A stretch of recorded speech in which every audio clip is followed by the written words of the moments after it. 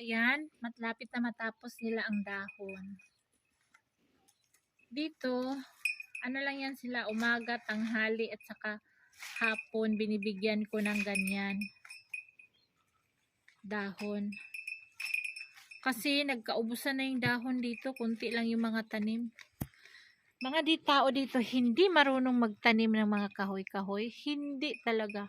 Mahilig lang sila mag-cut ng mga puno. Yung kusang tumutubo, mahilig lang sila mag-cut ng ganun. Tapos, sa winter, yun ang pang ano nila, pang salo sa lamig, magsiga. Tapos, ipon-ipon para mainitan yung katawan. Ganun dito, mga tamad yung mga tao dito. Kulang sa education, kumbaga. Kasi kung magtanim ka lang dito ng mga kahoy, may tinanim na ako mga sis, malaki na. Alam nyo ba yun, oh? Ayun. Asa naman? Ayan, oh, sa likod, sa dulo, malapit sa gate. Akin tinanim yan. Ngayon, wala nang dahon kasi naubos na, pinakain sa kambing. Ang taba niyan. Ayan, oh. Ayan siya. Hindi na makita. Ayan. Ako ang nagtanim nan, tsaka isa doon, oh, malapit sa bahay ng sister-in-law ko.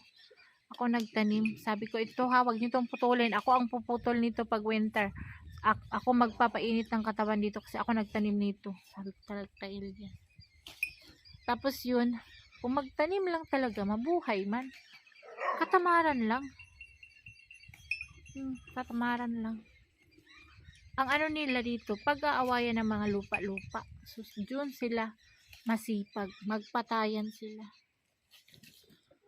Lahat dito kapitbahay namin, nag-aagawan sa mga lupa-lupa. Ewan ko ba. Tapos yun, our topic for today is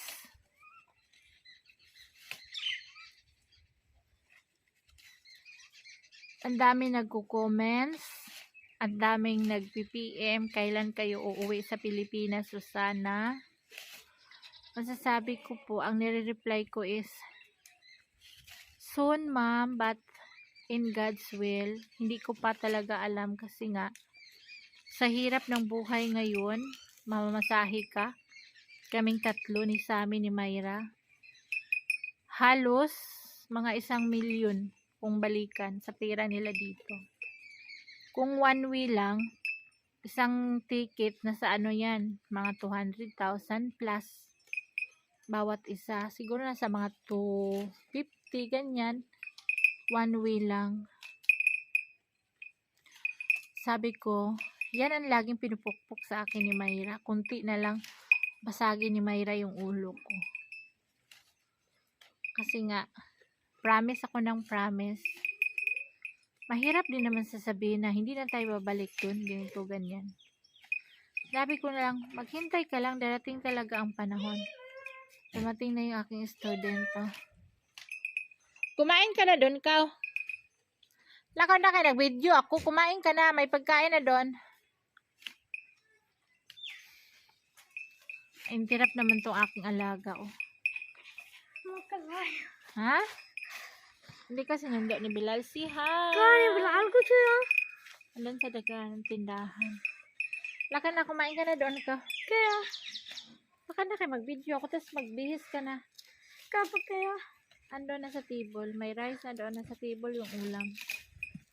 Ulam kaya. Spring rolls. Tag ano kayo? Anak. 2. Mayra. Dali na. So na. Tapos yun. Tanong ng iba doon. Gusto mo daw umuwi sa Pilipinas? Hindi na. Gusto mo? Bakit? Ano? Gusto niya lang ang swimming pool. Namimiss niya talaga yung swimming pool. Saka sino yung kasama natin nagsiswimming? Sino yung kasama natin nagsiswimming? Si Ate Linlen. Kasama. Oo. Tapos si Ate Margie. Naalala daw niya yung mataba daw. Ate Margie. Si Kuya Jamboy. Dita Mayra rin. Saka sila Madam Toots. Daw, naalala niya. Dita Mayra rin. Doon may swimming pool daw. बच्चा बच जाने नहीं होता है Hmm. Sabi niya kila Madam Tots yung doon nagstay si Myra. Yun. जियान ना जाने नहीं Oo, si Zian. Naalala niya si Zian. Kasi Tita Lablab. Gusto mo mag-school doon?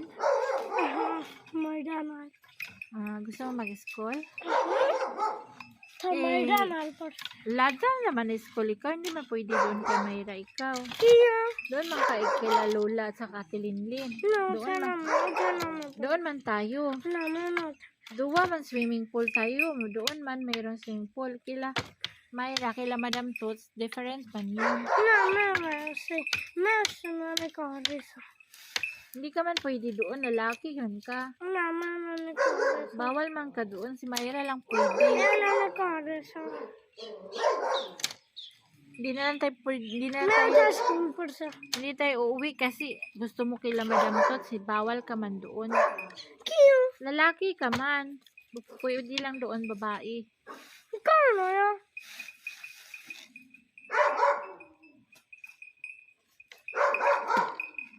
So yun, mga sis, ang pag-uwi namin, pag-uusapan, ngayon parang gustuhin ko na lang dito siguro, baga maabutan kung ano, maabutan sa panahon na dito bumigay ang katawan. Kasi nga, pag-usapan mo ganun pupunta ka, sakit yung ulo ko sa pamasahe, ang sayang ng pera, pwedeng umuwi, hanapan ng paraan, pero, ano ibabayad mo sa uutangin mo? Bukoro sana. Magpuyo na lang ka dira sa bukid. Mag-alaga ka na lang ng kambing. Kasi mayroon kami ngayong YouTube ko talaga. Patapos na. Tapos na yung time namin sa YouTube. पापा को तो गए ना Dagana. पापा को नहीं दिखाना पर है Kapta ko again. गड्ढे के नहीं को Si Bilal nandoon sa ganan sa gadi. तब Andi taxi. पापा फिर खुद गए ना Sa motorcycle man yun siya. Ewan ko. तब Ay, nandoon sa ano, sa bayan, sa market. Doon si Papa inutusan ko bumili ng ano, किया paa ng kalabaw, paa ng baka. Kaya magsabaw ako.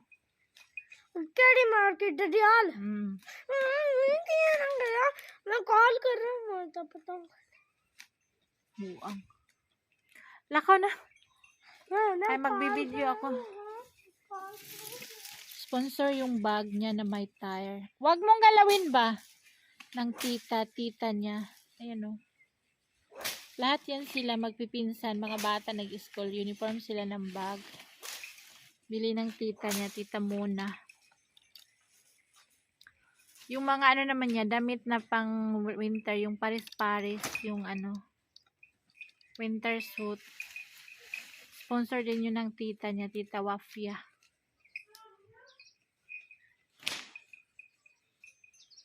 So, ayun mga sis, pag-usapan natin yung pag-uwi. Oy! Huwag mo paluin yung aso! Sammy! Maingay talaga to si Sammy. Tapos yun, ako gustong umuwi, makasama ang pamilya, pero ano na lang, kung mayaman ka, pwede naman umuwi ka anytime. Eh dito sa sitwasyon ko na pagkain talagang ang budget talaga ng pagkain ko is yung ano, sweldo ko. Maka-grocery lang ako, solve na. Kasi ano ko talaga namin dito sa pagkain talaga sa bukid. Same!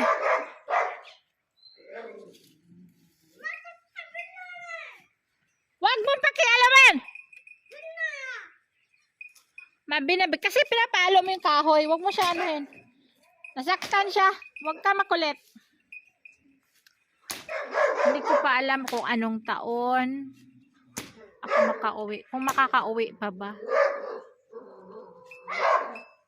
Tama si Madam Tot. Sabi niya sa akin. Alam mo dahil kapag makauwi ka doon, hindi ka na makakabalik dito sa Pilipinas. Tama si Madam Tot. Lahat ng advice ni Madam Tots tama. Pero yung pagbalik ko kasi din dito, merong ano yun eh, merong kondisyon, merong pinag-usapan namin yun. Sa mga hindi pa nakapanood ha, kasi marami din ako nababasa sa comment na, bakit bumalik ka pa kasi dyan, na ganyan-ganyan. Kasi yun, may nag-usapan kami ng sister-in-law ko, siya mag-a-abroad, ako mag-alaga sa nanay niya. Kami ni Elias. So yun, nakabalik kami dito, nakaalaga ako sa nanay ko, umalis yung sister-in-law ko sa abroad. Kasi siya din ang nagsusupport sa amin eh. Minsan ng pagkain, ganyan. Yun, naka-abroad siya. Ako dito in 2 weeks. Namatay yung nanay niya. So yun, how sad no. Sami, wag makulit ba? So yun, ang pag-uwi sa Pilipinas, pwede ka umuwi sa makalawa, sa makatlo, kung mayaman ka. Pero kung dito ka lang na as in, hirap ka nga sa ano ng pamilya mo, malabo. Hindi ko pa alam kung kailan, sa mga nagtatanong, hindi ko pa alam talaga kailan. So this is it guys. Kasi ang kulit ni Sammy, kailangan ko pa itong paluin siguro. Pakainin ko muna itong aking estudyante. So bye, thank you for watching muna. Next topic tayo bukas siguro. Hi! Mabuhay! Kumusta kayong lahat? Andito tayo, after sa rooftop, baba ako. Change topic tayo. Ayan. Habang nagpapakain ako sa aking kambing, binabantayan ko yan sila. Alagang-alaga ko yan sila mga sis. Talaga kung wala si Elias, ako ang magpuputol ng yan pagkain nila doon sa ano, taas ng bukid. Kapag wala doon dito sa baba. Umaga-umaga kami nagkakat ng pagkain nila. Alam niyo yung ano, yung mga Pakistani, kaya ano dito, long life sila kasi yung kinakain nila is napaka-healthy. Yan lang, kambing. Ang kinakain ng kambing is only dahon. Dahon-dahon, tapos painumin mo ng tubig. Ayan. Tapos kapag ano yan sila, ngayon kasi nakatali yan sila kasi may pananim na wheat flour kakainin nila. Kaya may order ng mga tao na kapag may makitang kambing, babarilin nila, pasensyahan na lang. Kaya tali to the max tayo kami, may mga alagang kambing. Pinaalalahanan na nga kung sino may-ari ng kambing, hindi na magsabi na ano, barilin diretso. Kasi pinagsasabihan na matigas ang ulo. So yun daw. Napakalin ang karni ng kambing, ano, yung baka parang makolesterol. Ito siya, ang taba ng kambing, kunti lang. Tapos alam nyo ba, pag kinakatay itong kambing dito, kunti lang matira kasi yung ulo, yung tainga, tapon. Yung paa niyan, hindi tinatapon, niluluto ng may-ari. Tapon yung ano, pero yung iba, hindi naman tinatapon. Mayroon silang tagalinis. Pag mamayaman talaga tapon. Pero pag mahirap ang nagkatay, yung ulo nililinis yan. Mayroon yan tinda sa ano palengke dito. Kaya nagmukbang ako niyan dati. Ulo pinalambot ko. Yung mga balat nila tapon, sayang na sayang. Kilawin sa atin, mga balbakwa, yung ganun no.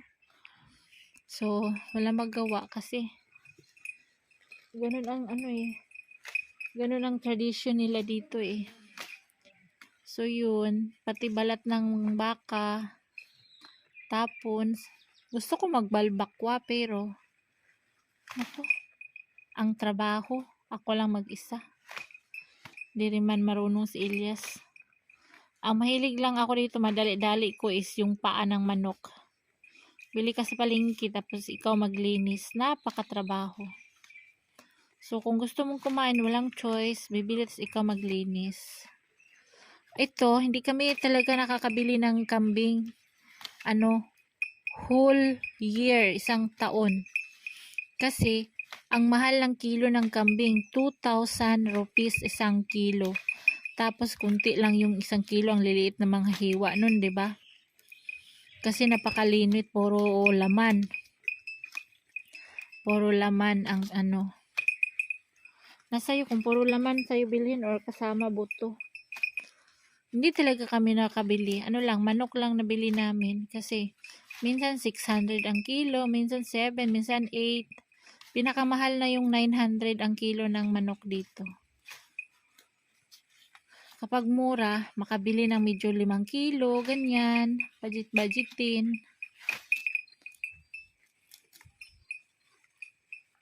So, ayan na mga sis. Yung kambing yun yung nakita ko, no? Ayan naman yung mukha ko. Yung uban, shout out. Natural na yung uban kasi nag-iedad na, umiidad na. Nag-change na ang katawan, ang hormones. Lagi ng change mode. Ayoko na ng maingay. Pag maingay yung mga bata, naku, nakasigaw na ako para bang lumalabas yung ano ko. Lahat ng nilalaman ko. Pag nag-asaran yan sila.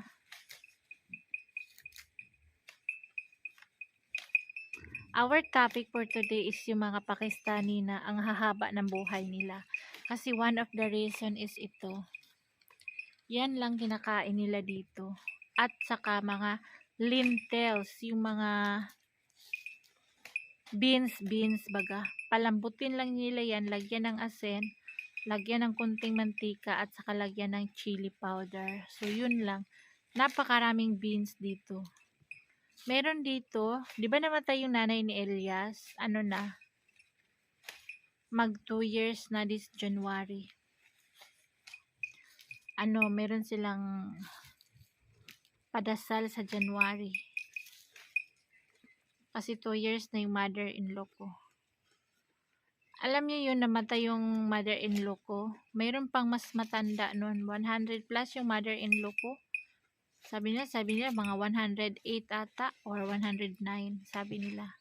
Meron pa dito mga sis, tiguang na lalaki, kaanak din ng mother-in-law ko. Hindi na makakita.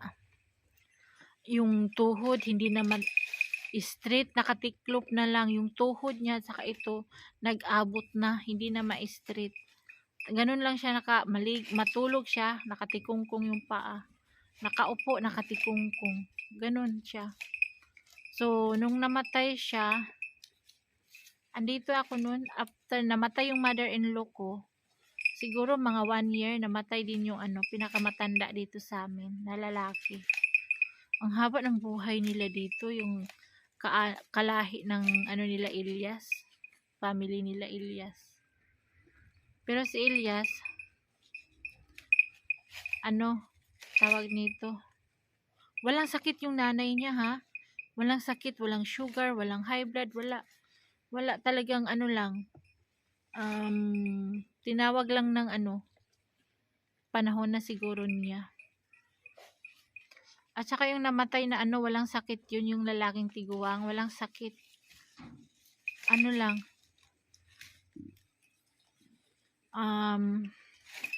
Wala talaga kasi yung pinapakain nila super healthy.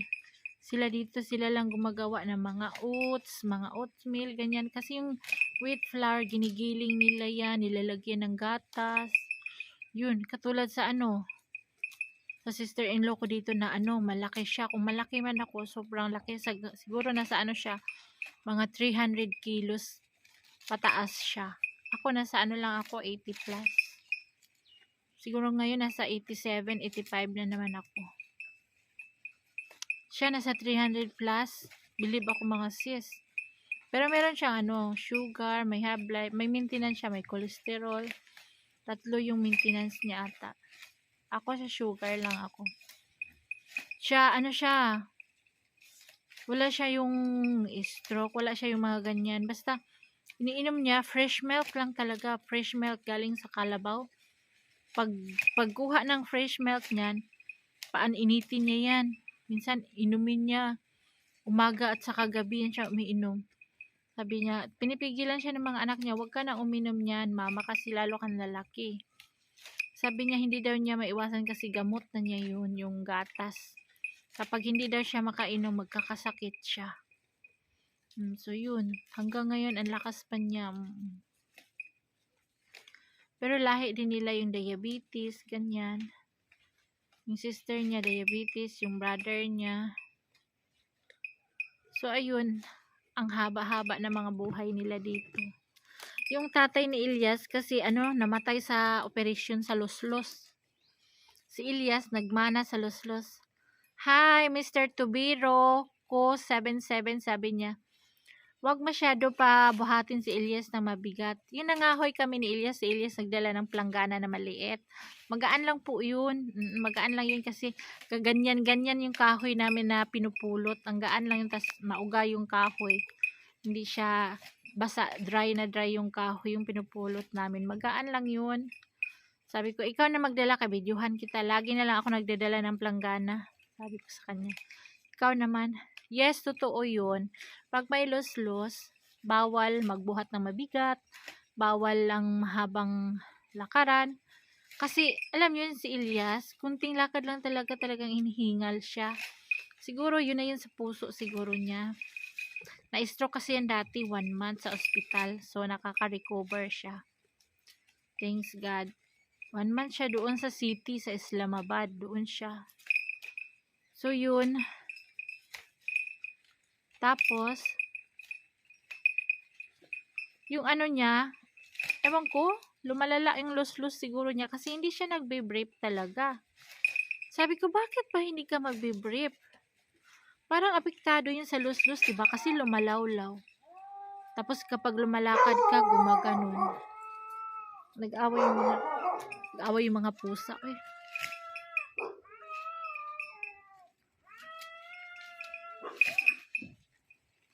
Daming pusa sa amin. Tapos yun, alam nyo ba yun, kunting lang ni Ilyas, kunting bahing, di ba pag bumabahing tayo, umaatching tayo, hindi yan, kusang darating yan, hindi mo yan mapipigilan. Minsan, hatching! Napahawak siya dito sa niya, sa tagiliran niya, kasi daw masakit. Pag umaatching at saka umuubo, napahawak siya. Kasi, masakit daw. Sabi ko, bakit ayaw mo ipa-check up yan? Sabi ko, bakit ayaw mo ipatanggal? Sinabihan daw siya ng doktor na ipa-opera. Ayaw niya, natatakot siya kasi daw baka daw mamatay siya. Kasi yung tatay niya namatay sa ganyan. Yung nagkamali yung doktor pagkat ng ugat. Tapos yun, namatay yung tatay niya. Sabi ko, kinasuhan niya yung doktor. Sabi niya, hindi. Sabi niya, ay, gano'n na lang siguro yung time niya, binigay. Kinuha siguro siya. Pakabait nila dito kasi pag mamatay yung mga kalahi or kaanak nila, wala silang daming chichiburitsit. Tahimik lang. Pag iyakan ka lang dyan ng mga ilang oras, maya ilibing ka na. Gano'n sila dito. Wala sila yung autopsy report. Wala sila yung mga cause of death. Mga ganyan. Wala sila dito. Wala, living ka lang talaga. Di ba sa atin mayroon yan? Ang dami nating mga requirements. Bakit namatay? Ipa-autopsy, may foul play, mayroong ganyan. Dito, wala dito yan. Madali kausap yung mga dito. Kung may accident nga dito, tapos namatay yung sinasagasaan mo, makuha lang sa usapan. Usap lang yan sila. Sabi, anong gagawin ko? Wala na yung ko sa buhay. Wala na yung mahal ko. Wala na yung asawa ko. Wala na yung anak ko. Ganyan. Mabilis na sila magpapatawad. Hindi na kukulong. Hindi na kukulong yung nakasagasa. Usap lang sila ng usap. Tapos nun, magiging okay na. Pero sa pamilya, ang bigat, ang habang buhay, dalahin, pasanin, ilang taon makarecover kasi nawala ng mahal sa buhay. Pero sa atin, kaliwat kanan tayo magsumbong para lang mayroong justice. Diba? Dito, walang justice. Sasabihin lang siguro time. This is the her time or this is his time talaga. Hanggang dyan lang siya. Meron ba nun? Mamatay lang na ganun, nasagasaan ka, ganunin ka lang. Siguro time na talaga niya. Ganun sila ka, understanding dito. Dito sa bukid namin ha. Ganun kabait yung mga tao. Pero pag sa atin, makasagasa ka, kahit ano lang yan, hindi namatay, hindi mapriso ka. Dito, hindi. Bilib ako sa mga tao dito. Napaka understandable. So, yun mga sis. Chance topic time. Haba na yung ating video. Ilang minuto na. Nasa 14 minutes na. In one day, 3 video, 4 video gawin natin. So, change topic tayo for tomorrow. Bye! Thank you for watching.